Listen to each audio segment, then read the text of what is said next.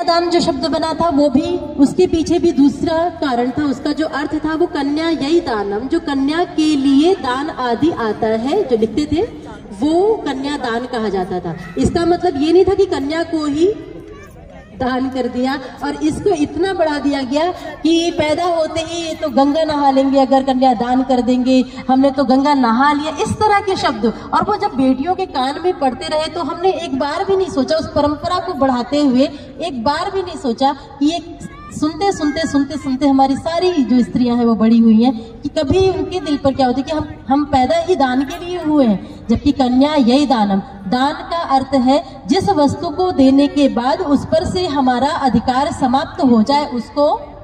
क्या वसुधा के ऊपर से आज के बाद आपका अधिकार समाप्त हो जाएगा? क्या सभी बेटी वाले बैठे, माता पिता का अधिकार कभी भी समाप्त हो सकता है? क्या वसुधा अपने घर नहीं आएगी?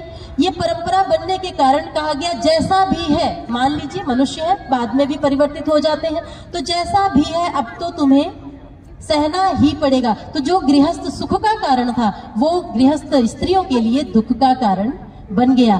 ऐसा बिल्कुल भी नहीं है, सबसे पहले वो सुख के लिए है, सबसे पहले तो बना करके चलनी है, दोनों को ठीक करते रहना है। लेकिन परिस्थितियां एकदम ही बिगड़ चुकी हैं तो ऐसा नहीं कि वो दुख का कारण बने और उस पर सहना ही पड़े कि नहीं अब तो उधर से ढोली इधर से उठती है, अर्थी उधर से, ऐसे शब्द यूज करने लगे।